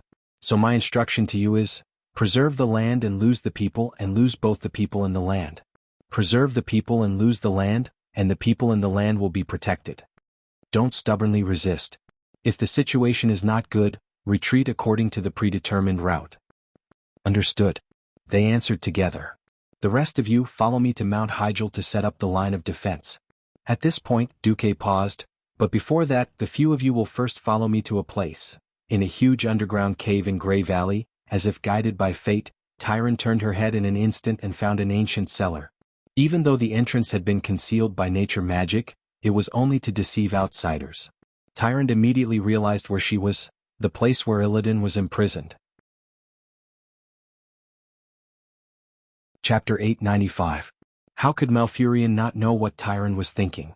He objected almost immediately, no. This is not suitable. Tyrant. Illidan he. But before he could finish, Tyrant interrupted him, we need a true powerhouse. Normal attacks can't hurt Archimonde at all. Malfurion's face turned green, but he couldn't find a reason to refuse. That's right. The one coming was the commander of the Burning Legion, Archimonde. The vanguard of the demons. The super demon leader who had destroyed countless planets by himself. He wasn't naive enough to think that Archimonde, one of the three leaders of the Burning Legion, could be killed by sheer numbers. If it was possible, there wouldn't be the terrifying legend of Archimonde beating the world. But the Night Elves didn't have many powerhouses who had entered the realm of heroes, so they could all be killed with a single slap. Malfurion was suddenly a little envious of the alliance. Just looking at that Duke Marcus, although he didn't make a move and was even showing weakness, Malfurion and Tyron could faintly feel that if he made a move, apart from the two of them, none of the Night Elves present would be able to survive. In ancient times, when the Night Elves and High Elves were still one family, super powerful mages like Duque who had the power to destroy an entire city were not uncommon. Savi's was like that, and so was Queen Azhara. But the strong wouldn't find weak teammates to help. From the list of people that Duque had voluntarily provided to kill Arthas, it was easy to deduce that the alliance definitely had many top powerhouses. Malfurion still wanted to object. Tyrant? Have you forgotten? How did Illidan end up in prison? Besides, after 10,000 years of imprisonment, we still don't know how he is now. If Malfurion wasn't Illidan's big brother, he might even say something like, you released another demon to deal with one demon. Of course this was impossible. After all, it was Illidan who had made a huge mistake, and Malfurion had single-handedly protected him. But 10,000 years had passed, and perhaps the little bit of affection from back then had long been worn away by endless loneliness and torture, turning into hatred. Tyron hesitated as well. However, any intelligent creature would be easily swayed by emotions. Even though they hadn't seen each other for 10,000 years, Tyron still made up her mind to release Illidan when she thought of the three of them living in harmony 10,000 years ago. After all, blood was thicker than water. Under Tyron's insistence, Malfurion had no intention of remonstrating. However, when she reached the cage, Tyron received a firm rejection. The guard replied, Illidan's storm rage is the most unforgivable of sinners. If Malfurion and you hadn't protected Illidan back then, he should have received the cruelest death sentence a long time ago. These guards were all diehard fans of Warden Maev Shadowsong. It just so happened that Maev had temporarily left to provide support due to another prison being attacked by demons. Tyron was furious. I, the High Priest of the Moon Goddess, Tyron Whisperwind, and the true leader of the Night Elves. I order you to open the prison and release Illidan's storm rage. Forgive me for not being able to comply. The leader of the guards replied. However, the words of one of the guards behind her completely ignited Tyron's anger. This sentence was spoken in the ancient language of the High Elves. Of course, the words were even more vicious and bitter. Elegantly translated, this sentence was, You still pretended to be so holy after coming back from the demons? Now you finally can't help but want to take your lover back? This was no longer a matter of being overwhelmed by anger. After Queen Azhara's group of high elves fell and were cast into the deep sea, the night elves experienced 2 more upheavals before they formed the religious kingdom of Elun that was centered around nature. The first time was when the remnants of the high elves led by Dithrima were exiled and renamed the high elves. The second time was when the druids, with Malfurion as the core, announced their neutrality and gave up their political rights.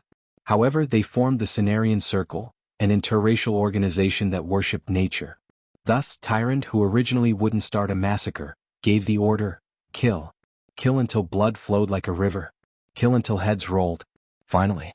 She even had her subordinates carve the reason for the massacre on the wall as an explanation to Maev's Shadowsong. In a sense, it was also to help Illidan, who was about to be released. Was there really nothing wrong with being imprisoned for 10,000 years by a guard who hated him? Who would believe that? When he opened the prison door and saw Illidan Stormrage, who was bare-chested and muscular but had his eyes covered, Malfurion still felt that something was wrong. His little brother was too calm. The saying that love begets hate, and hate begets love wasn't without reason. Only when one cared would there be emotional fluctuations. If a few of their own died, they might not be able to take it. But if 10,000 ants died in a faraway land, who would feel anything? The moment Malfurion saw Illidan, he felt that something was wrong. However, Tyrande, who he loved deeply, had advocated for Illidan, so he could only silently watch as Tyrande told him about the Burning Legion. The leader of the Burning Legion, Archimonde, is about to destroy Mount Hyjal, the World Tree, and devour the Well of Eternity. Illidan, our people need your strength to once again resist the Burning Legion. Tyrande spoke passionately, but Malfurion's heart sank. If Duque was here, he would definitely scoff. However, this couldn't be blamed on Tyrande. All priests were extremely devout idealists. This was the complete opposite of a materialist like Duque, who had been educated by the Celestial Empire. However, idealists had a very magical ability. They would believe in things that others wouldn't. For example, Tyrande actually believed that Illidan was still thinking about their 10,000 years of love, and wasn't affected by the recent 10,000 years of suffering. That was why, even though Duque knew that Tyrande wanted to save Illidan, he definitely wouldn't get involved. Firstly, this was the internal affairs of the Night Elves. Secondly, he was afraid that if he saw Tyrande acting so emotionally, he wouldn't be able to help but slap her a few times. Tyrande, you can bathe in moonlight every night. Have you ever experienced the feeling of complete darkness?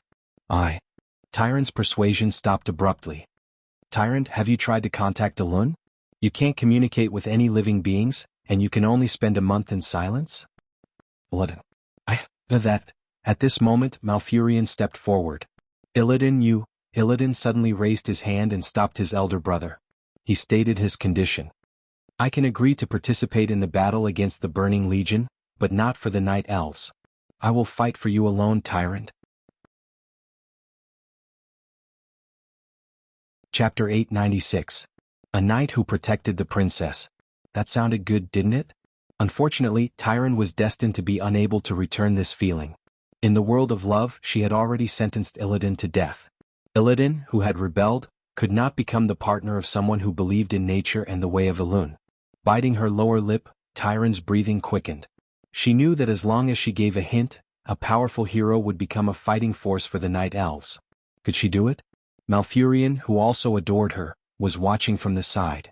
She could only remain silent. Silence was her answer. She hoped to have Illidan as a fighting force, but she did not want to make any promises on personal matters.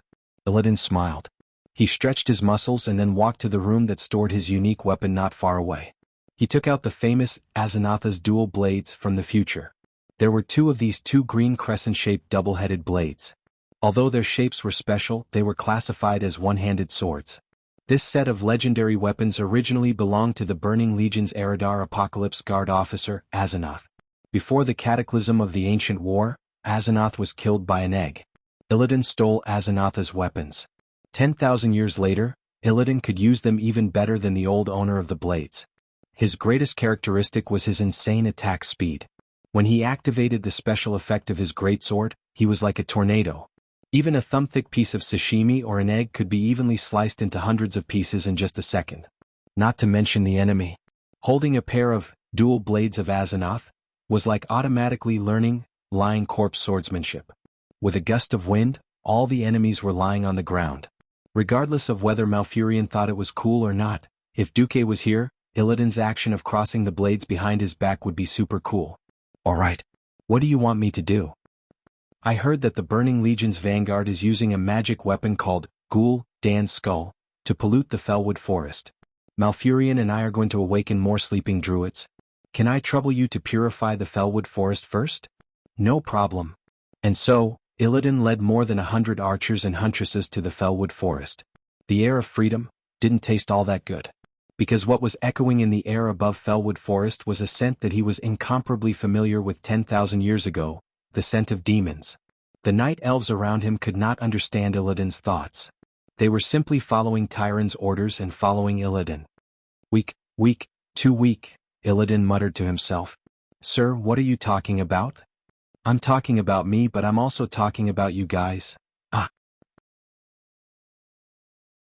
The huntress leader's face immediately turned red and she raised the spinning blade in her hand. I've been trained for 2,000 years, she babbled on, but Illidan wasn't listening. His thoughts had already returned to the ancient war 10,000 years ago. It was an era where demons danced wildly, and it was also an era where experts came forth in large numbers. The sky was filled with powerful dragons, but even the dragons that covered the sky were unable to resist the terrifying attack of the Burning Legion. As the ancient war gradually became more and more intense, the anger of the Burning Legion almost drove people to desperation. Even today, the new generation of night elves regarded the flying dragons as the most powerful existence, but they still continued to fall from the sky like dumplings. In that battle, Illidan desperately tried to stop the army that attacked Fort Raven. He constantly used mana burn, a terrifying skill that did not even let go of his allies. After burning all the mana in his body, those demons were just big targets. Illidan had always thought so. Compared to the efficiency of killing the enemy, the moon guards on his side were not worth mentioning after losing their mana and even their lives. Unfortunately, because of his extreme fighting style, he was removed from the position of leader of the mage army. This blow made him even angrier. In the end, Illidan also left the Night Elven army, but he embarked on a completely different path from his brother. He thought that arcane magic could not gain an advantage in war, so he turned to trying to understand and control the power of demons. For this, Illidan chose the most direct method, pretending to join the Burning Legion. Sargeras was very satisfied with this. He personally injected a great amount of power into Illidan through the portal, but this also made Illidan realize a despairing fact. The army attacking Azeroth was just a drop in the ocean. In the countless broken worlds of the twisting nether, there were more hungry demon armies than there were stars in the sky, and they were even more incalculable. What was more terrifying was that the demons could not be killed outside of the twisted nether. Unless their souls could be destroyed, their souls would return to the twisted nether, and soon they would reform into a new body. After learning this horrible truth, Illidan was even more adept at playing infernal affairs. 10,000 years of imprisonment had made Illidan extremely weak. An instinctive hunger kept tormenting him in his body. It was like the orcs who had been controlled by the demon blood of the Lord of the Abyss, Manaroth. The evil demon power had a powerful addiction that outsiders could not understand. His breathing became rapid and his senses became blurred. However, one thing became clearer in his vision. It was a cluster of black light that the night elves around him could not detect. Only the existence that had received the power of demons could clearly see that light pillar. You guys split up into small teams and hunt the demons in the forest. Come back here at sunset. Illidan sent away the sentries who did not want to stay by his side. Just 10 seconds later, Illidan tilted his head to the left and said coldly, "Come out. My eyes are blind, but the demon fire in my eye sockets allows me to see everything I should see." Yes, that was one of the consequences of playing infernal affairs 10,000 years ago. The Demon King, Sargeras, personally destroyed his eyes.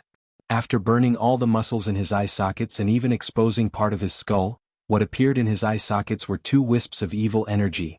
The power of the same origin could not be hidden from each other. A pale-haired death knight wearing black skeleton heavy armor appeared from behind the tree. The giant rune sword in his hand was emitting an unparalleled evil aura. It made Illidan subconsciously raise the twin blades of Azeroth in his hand. Yes. Go. Illidan shouted. Death Knight Arthas Menethil, the king of Lordaeron across the endless sea, the most loyal servant of the Lich King. Chapter 897. Illidan's muscles twitched. If he still had eyes, it would have been a squint. Before I kill you, you better tell me why you're here. Off. The air seemed to pass through Arthas's cold nostrils and escape to the outside world, but Illidan could sense the purity of the dark power in Arthas's body. Do you know what is corroding the Fellwood Forest?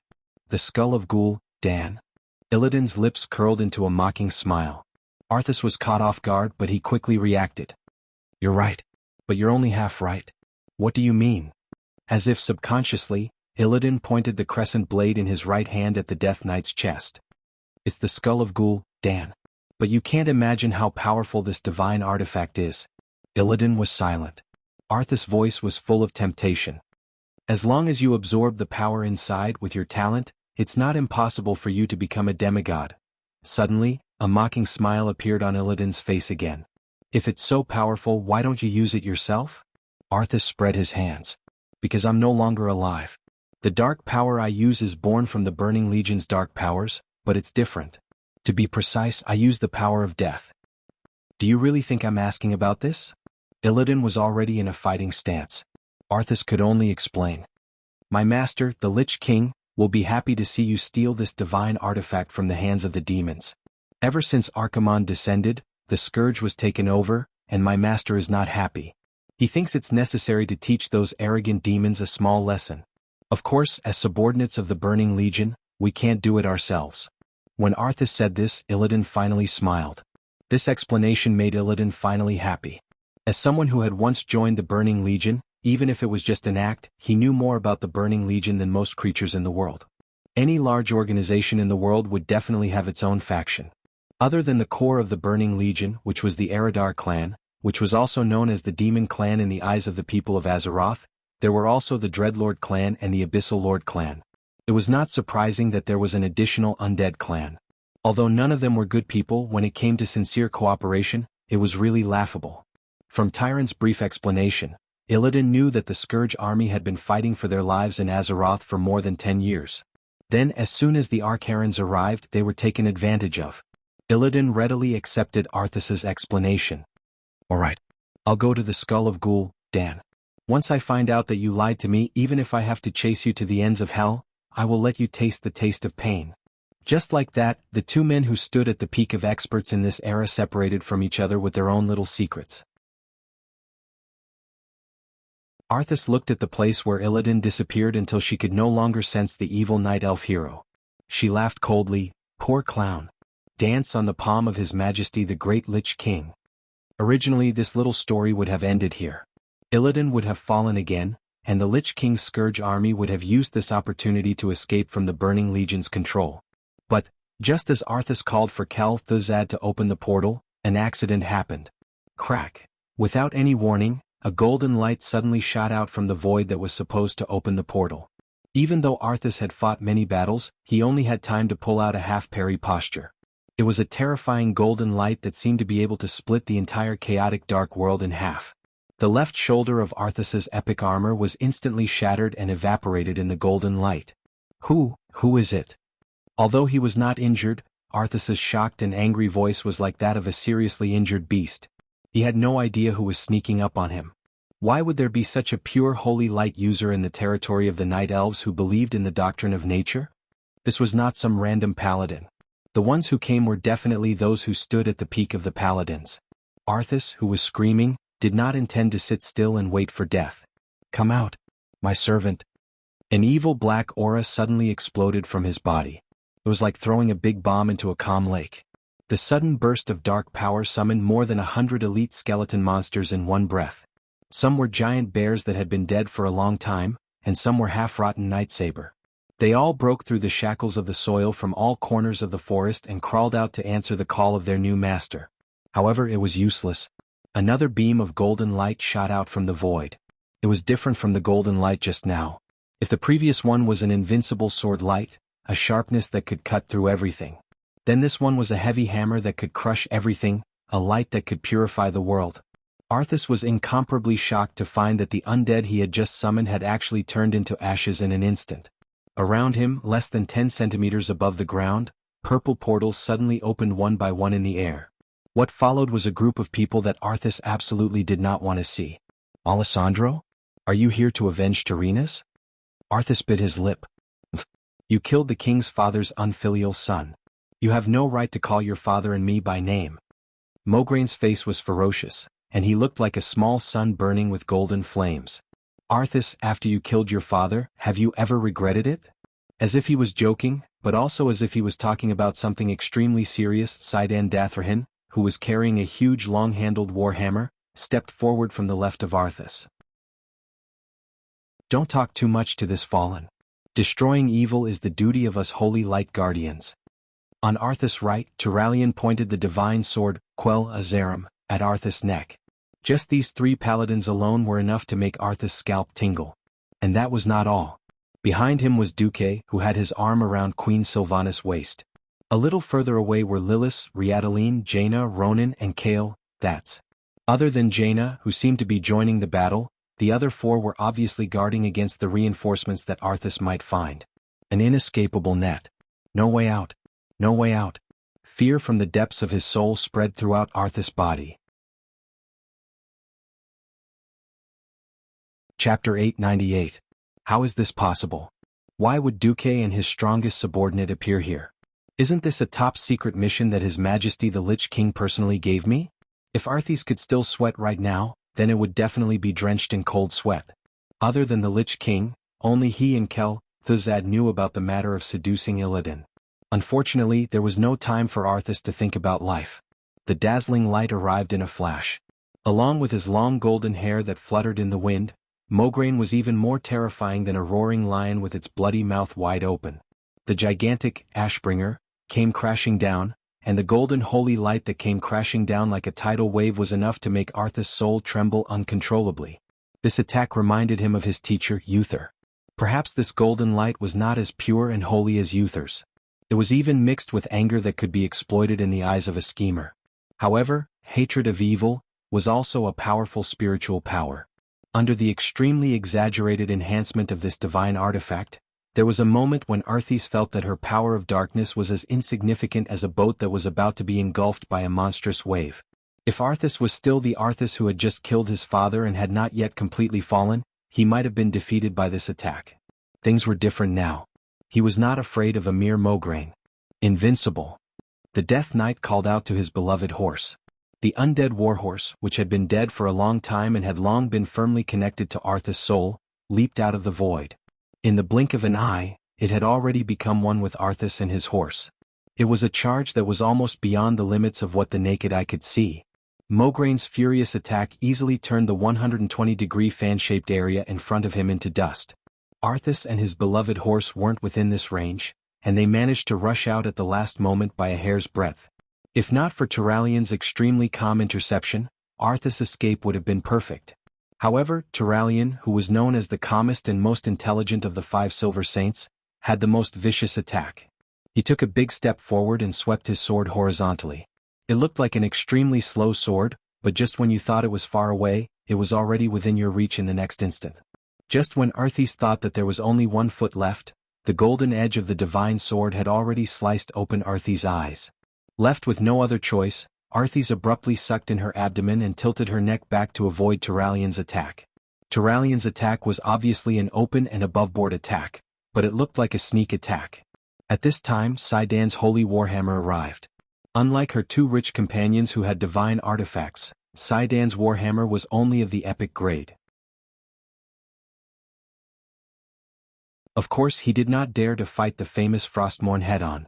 However, as one of the 5 Silver Saints and the most skilled Holy Knight, he was the first Holy Knight to be able to use his hammer so skillfully. His steps were steady, and he always left some leeway in his advance and retreat. Then, the feeling that his hammer gave others was an embroidery needle. He was clearly aiming for Arthas' left shoulder, yet the hammer had landed squarely on the right side of her ribs. Arthas hurriedly adjusted the position of Frostmourne, but without even making contact, the huge hammer was easily swung away.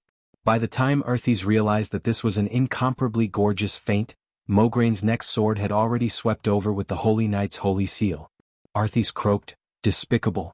Is this the way of justice of Holy Knights?" As soon as she finished speaking, the 3 holy light blasters immediately sprayed. Justice only exists between the people of conscience. Turalian was the most polite. Fallen one. Receiving the ultimate judgment is your only fate. Mograine fired directly. You want justice? I have the holy seal of justice here. Come take it. Zidane was as glib as ever. Beside him, Duque was also speechless. Was this idiot really stupid? Talking about justice with a bunch of people who were born as swindlers? A holy knight who could not use holy light to fool the enemy was not a good holy knight. Hadn't they heard of the story of the 5 kidney warriors and the goddess that could not be told? Not only were holy knights unkillable, if you really wanted to reason with them, you would not be able to deal with them. Perhaps this was why when Du dueled with a holy knight in the game, it would often turn into a bladder match, and whoever could hold in their urine the best would win. But in a war of attrition, Arthas with a normal brain knew that it was disadvantageous. The 2 holy light artifacts were a great threat to him.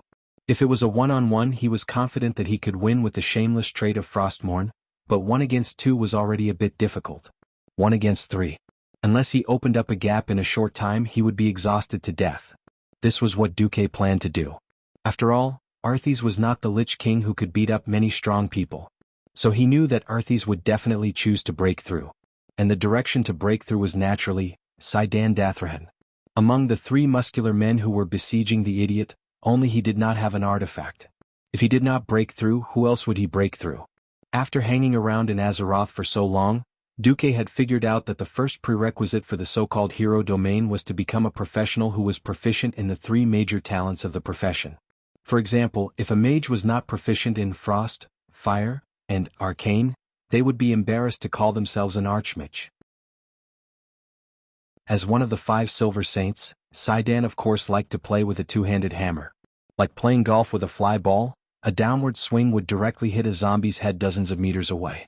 This was his favorite entertainment on the battlefield. But against Arthas, Zidane could not be too careful.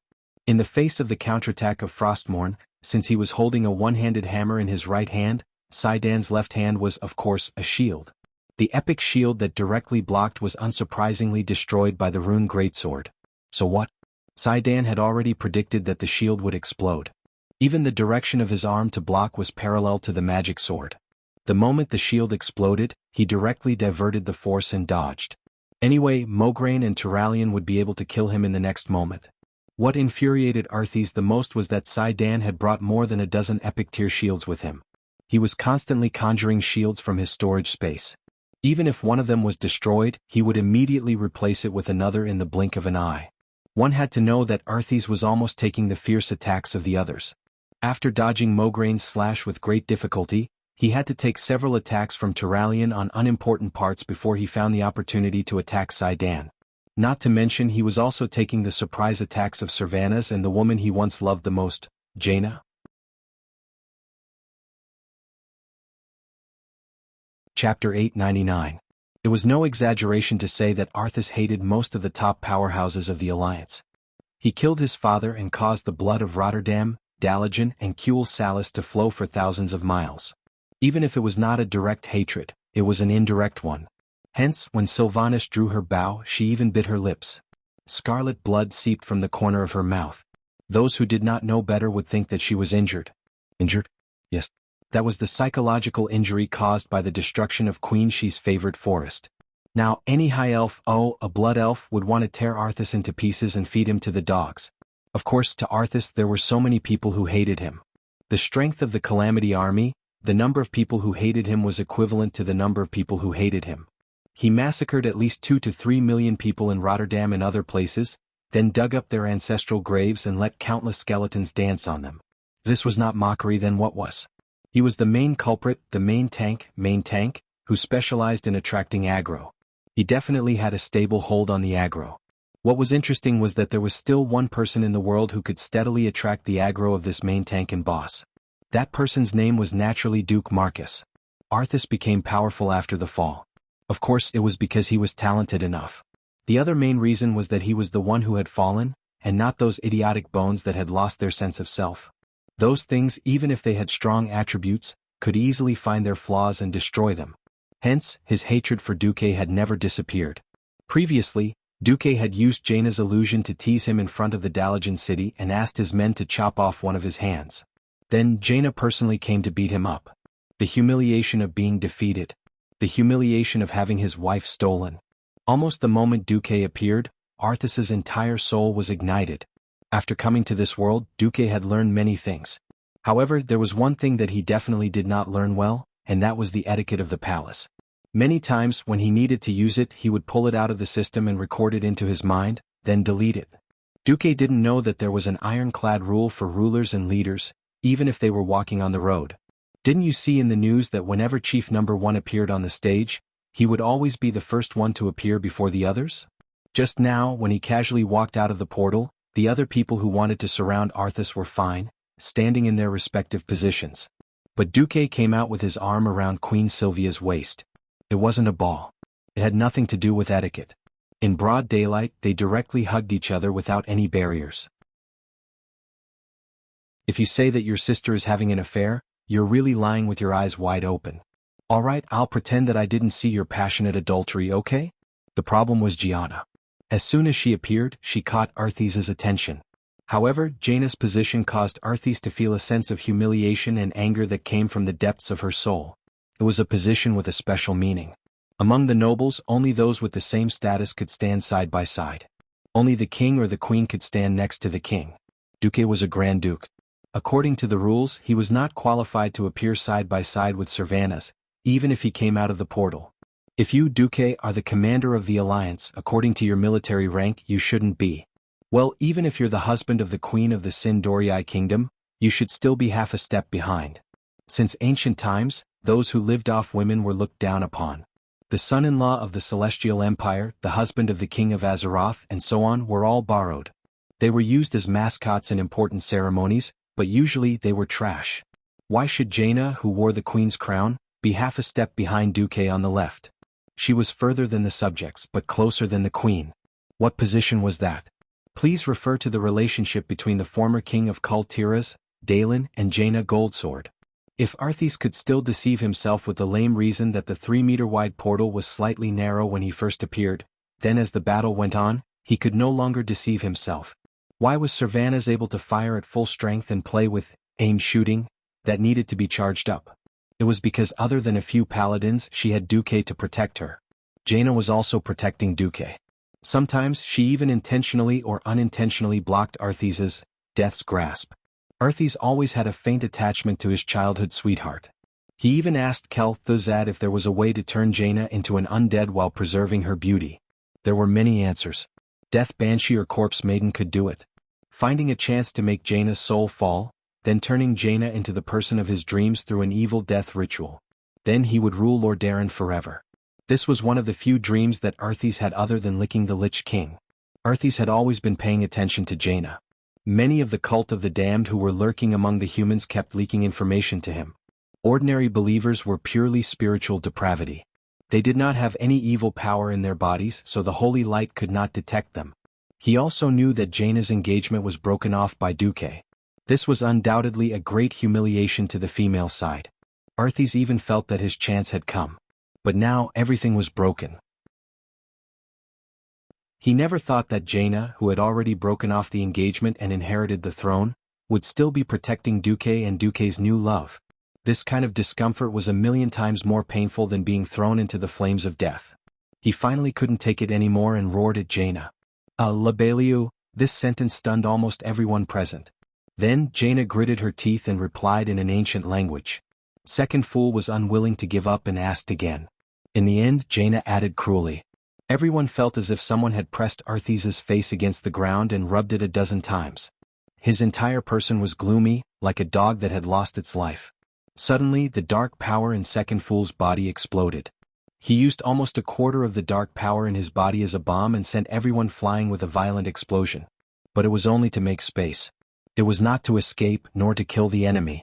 In a sense, it was a waste of power. He was definitely the one who suffered a great loss. Everyone felt that something big had happened in the conversation just now because Arthas's face looked like he was about to collapse. Sidon, who was the most nosy of them all, asked Mograine directly, "What did His Majesty Proudmoore do just now? It feels more effective than us smashing Arthas 100 times."